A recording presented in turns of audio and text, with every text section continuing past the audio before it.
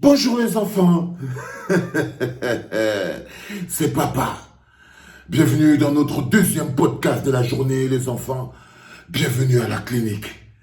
Dis donc, mon petit Apicoro, ça fait longtemps on n'a pas fait une petite mise à jour. Toi et moi, ça fait longtemps on n'a pas fait une petite mise à jour où tu en es. C'est quoi le programme de ta journée? Comment ça se passe? Est-ce que tu t'en sors? Qu'est-ce qui t'est programmé? On n'a pas fait le break à Piccolo. Parce que chaque jeune qui te regarde et qui a vu en toi un modèle doit comprendre ce que tu vis en ce moment, minute by minute. Oui, à Piccolo. Tu sers de cobaye et tu sais, chacun doit servir d'exemple. Et tu sers d'exemple pour parler à la jeunesse. C'est pour ça que tu es ici à la clinique. Tu es un cobaye d'expérimentation qui est ici dedans pour que je puisse expliquer à la jeunesse c'est quoi l'argent facile, c'est quoi les conséquences de l'argent facile. Tu es ici pour que j'explique aux jeunes comment c'est que l'autre génération des plus âgés, ce que vous appelez souvent les aînés, que moi j'appelle les vieux, se servent des jeunes pour maintenir d'autres jeunes dans la précarité. Ça c'est d'abord d'un.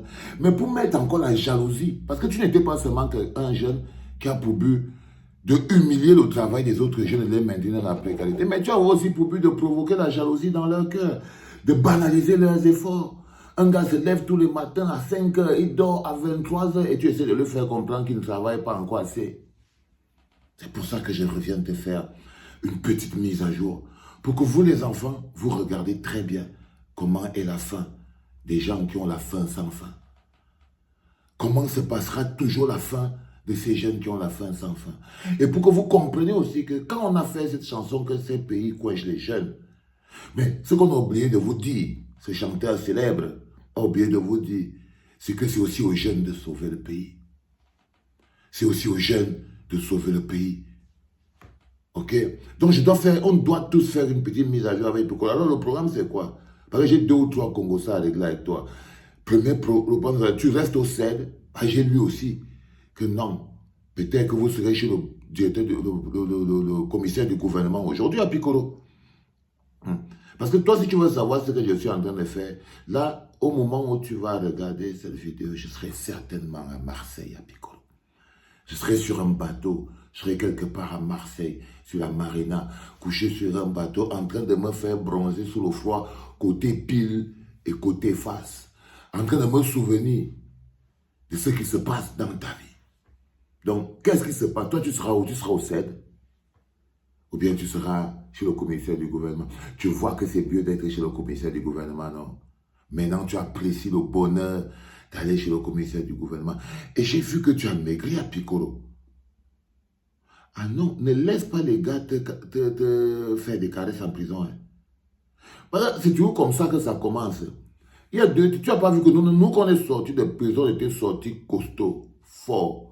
Parce qu'on était motivés, on était portés par une énergie qui était différente de l'énergie de quelqu'un qui est plongé dans un assassinat. Je suis d'accord avec toi.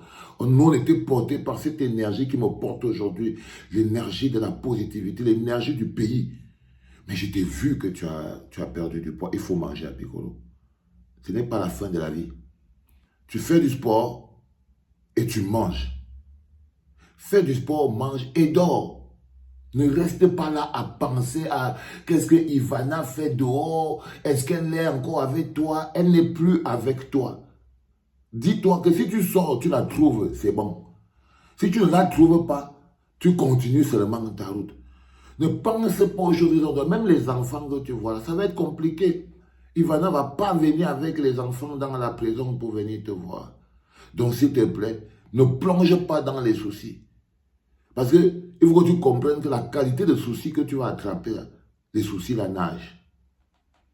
Les soucis que tu vas attraper, les premières crises, tu as vu la crise qu'Amour a pété dernièrement. Il t'a demandé qu'est-ce que Bidjan fait ici. Oui, quand le type de souci là monte, donc, si tu continues de penser à Ivana comme tu penses là, tu es en prison, ton cœur est dehors, tes soucis vont t'enterrer. Tu entends, non, Piccolo? Tu ne peux pas être en prison et ton esprit dehors. Et je sais là où tu vas regarder la vidéo aussi, Piccolo. Tu vas regarder la vidéo aussi quand tu seras en train de faire une petite mise à jour chez le commissaire du gouvernement. Il m'a dit qu'il va te montrer. J'ai appris qu'il a dit que non, il va te montrer cette vidéo pour que tu comprennes que lui n'a rien à voir, aucun problème avec toi. Donc je sais que c'est au niveau du commissaire du gouvernement que tu vas regarder cette vidéo à Piccolo. Donc je voulais t'expliquer que si tu veux garder le poids et si tu veux garder le mental, oublie le dehors. Oublie le dehors, mon petit Piccolo. Parce que l'une des pires choses qui peut arriver à un prisonnier, c'est qu'il ait le corps dedans et le cœur dehors. Il faut être en prison avec son cœur et son esprit et son âme. Il faut que tout ton corps et ton esprit soient dans la prison pour que tu puisses épouser l'environnement de la prison. Tu puisses connaître tous les coins et recoins. Que tu puisses savoir qui est qui. Tu dois imprimer tous les visages dans ta tête. Donc, pour ça, il faut être à l'intérieur de la prison. Il ne faut pas être quelqu'un qui attend quand la visite va venir. Est-ce qu'on va venir me visiter? Non. Déjà, tu peux faire comme papa. Tu demandes d'abord à tout le monde que tu as besoin de digérer ta prison. Et on va te demander que ça veut dire quoi, digérer la prison. Tu vas dire que non. Je dois m'asseoir d'abord ici, là, au moins 3 mois, je ne vois personne. Parce que si tu continues, par exemple, imagine-toi chaque fois que Ivana va venir te voir en prison, tu vas savoir qu'elle vient d'où. La groupe Touma, là, elle vient te voir avec l'odeur de la sueur. Quoi? Tu vois ce que je veux dire? Et toi, tu auras le nez tendu, tu vas vouloir savoir pourquoi tu sens comme si tu avais transpiré comme ça. Tu te dis que j'ai marché, non, on pouvait. Quel marché? Quel marché? Un bonhomme l'a fait marcher à 4 pattes. Quel marché? Quel marché? Donc, mets-toi d'abord dans la prison. Et pour se mettre dans la prison, il faut accepter la prison. Il faut accepter la prison. Hein? Et qu'est-ce qui te fait croire que si tu pars chez le commissaire du gouvernement aujourd'hui, tu ne vas pas rentrer chez toi, Piccolo? Tu peux aussi rentrer parce que tu te dis que la vie que tu vois ici, ce n'est pas A, B, C, D. Ce n'est pas des sciences exactes. Tu sais que pour moi, c'est un manipulateur. Il est en train de manipuler les codes. C'est que ton nom est seulement placé à un endroit où on ne sait pas si on doit te laisser ou si on doit t'embarquer. Et du coup, tu es plutôt dans l'embarquement. Du coup, tu es plutôt dans l'embarquement à Piccolo Bruno Bidjan. Parce que j'ai envie que tu viennes faire les testimonies. Que tu viennes expliquer aux gens comment ce n'est pas bien de se faire appeler le bébé Zomloa. Comment la théorie de si tu veux être riche, il faut marcher avec les riches. Si tu veux être pauvre, il faut marcher avec les pauvres. Mais si tu veux être en vie, si tu veux être prisonnier, il faut marcher avec les prisonniers. Même les futurs prisonniers, parce que tu ne connais pas le futur de quelqu'un. Quand tu décidais que si tu veux être riche, il faut marcher avec les riches. Le pauvre avec qui tu refusais de marcher aujourd'hui, tu connais son avenir. Quand toi tu dis avec ta bouche qu'il faut être riche, pour être riche, il faut marcher avec les riches. Le pauvre avec qui tu refuses de marcher en ce moment à Piccolo, dis-moi un peu, tu connais son avenir, qui te dit qu'il ne sera pas riche demain, et toi tu auras fait une erreur. Ah, à Pipix. Si on t'avait dit à l'époque là, que si que Amourou va partir dans la prison, tu aurais dit qu'Amourou ne peut pas partir en prison au Cameroun à Piccolo. Qu'il a trop le pouvoir. Qu'il a trop le pouvoir. Donc, c'est des petites choses comme ça là, qui doivent remodeler ton esprit. Reconsidérer comment tu vois la vie. Il te dit que tu peux aller chez le commissaire du gouvernement, quand tu rentres chez toi. Il te dit que non. Bah, quand il voit tes frères, Pierre et quoi que... J'ai plus envie que tu ressortes de prison plutôt qu'on te retrouve en train de faire du n'importe quoi. Tu entends ce que je dis, fils? C'est très important. Et j'ai encore écouté un Congo ça. Mais ça, tu dois vérifier pour m'envoyer l'information. Tu entends, non, à Piccolo? Vérifie, il paraît que Mélissa Amougou dit qu'elle ne veut plus le mariage, mon frère. Le gars n'est même pas encore descendu à Kondengui. Mélissa dit qu'elle veut dire, elle, le divorce et tout. Elle va aller où? Elle va aller où? Mais il y a la fortune, non? Quand elle va divorcer, qui va utiliser tous les biens, les milliards, les immeubles, les entreprises et tout et tout? Elle dit que quoi? Qu'elle laisse tout ça? Tu vois que c'est des petites choses comme ça là, qui vont encore donner, qui vont encore créer des problèmes dans la tête de ton patron. Du coup, il sera encore 2 fois plus amoureux de toi. Oui, il va avoir besoin de l'affection. Il va avoir besoin de l'affection. Parce que si cette histoire est vraie, par exemple, que Mélissa Amougou a directement tourné le dos, c'est là où je t'ai dit que Ce n'est pas derrière chaque grand homme que se cache une grande femme. Hein. Ce n'est pas facile. Derrière les petites personnes riches se cachent les petites arrivistes voleuses. Hein. Derrière tout bluffeur, féman, derrière tout bluffeur et féman se cache une petite arriviste. Derrière chaque féman se cache une petite arriviste. C'est ça. C'est ça. Derrière chaque féman se cache une petite arriviste. Donc, elle va peut-être pour Bruno Piccolo. Donc, je veux te dire que enlève le cœur dehors. Sur Mélissa et sur Ivana, enlève le cœur sur ça. Et mange. Il faut manger. Moi, je t'ai vu là, tu es en train de maigrir. Si tu maigris, tu vas avoir des problèmes en prison. Là, même le palu peut te... Parce qu'il y a trop de petites maladies en prison. Il y a tout, les caranquans qui grattent le corps, les boutons, hein, il y a toutes ces choses-là. Donc fais très attention avec la santé, fais le sport, parce que il ne faut pas te laisser dépérir. Et oublie le dehors. Oublie le dehors. Là maintenant, je veux quand même... Est-ce que tu ne connais pas quelqu'un à Paris, à Piccolo? Tu nous envoies un peu une adresse. Parce qu'on s'apprête à organiser, je propose qu'on organise un concert en hommage. Un concert qui demande justice, quel hommage. Un concert justice pour Martinez Zogo en plein cœur de Paris. Quand papa balance comme ça, là, même là-bas, à Yaoundé, vous commencez seulement à faire pipi. Tu sais ça, non? Que quand je parle comme ça, là, que concert en plein cœur de Paris, demande un concert qui demande la justice, vous savez déjà que tout le monde entier sera au carême de vos caca. Vous savez déjà que papa vient qu'on attraper les bonbons et que le monde entier va vous voir tout nu comme vous êtes.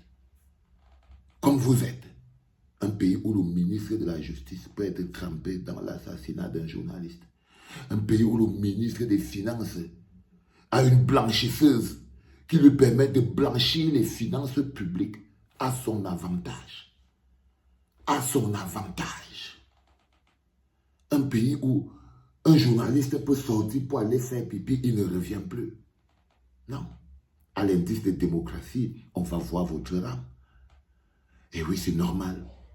C'est normal que pour notre soif de justice, pour notre dignité et pour le courage, nous soyons au cœur de Paris avec une grosse banderole pour que notre soif de justice soit mondiale. Parce qu'on sait que quand quelqu'un souffre toujours du complexe du colonisé, alors il n'a peur que d'une chose, c'est du colon. Quand quelqu'un souffre du complexe de... Regardez-vous, on pouvait écrire tout ce qu'on veut dans les journaux au Cameroun. Vous n'avez rien fait. Vous n'allez rien faire. Equinox pouvait parler, le Messager, Nouvelle Expression. Dès que vous avez entendu Reporters sans frontières, vous avez commencé à faire pipi. Pourquoi Reporters sans frontières? Parce que c'est étranger. La seule chose que craint Pomba, c'est le caucasien. La seule personne qui fait peur à Pomba, c'est le caucasien. Authentique. C'est-à-dire que quand c'est parti à RFI, là, ils ont failli devenir fous. Donc, pour les faire mal, il faut appuyer du côté de Paris. Et sur cette activité à Piccolo, je crois que tu seras évidemment un outil important. Mais je veux quand même que tu me dises ce que tu penses de ça. Si tu connais quelqu'un à Paris qui peut nous aider à mettre tout ça en place, hein, parce que de toutes les manières, on va le faire.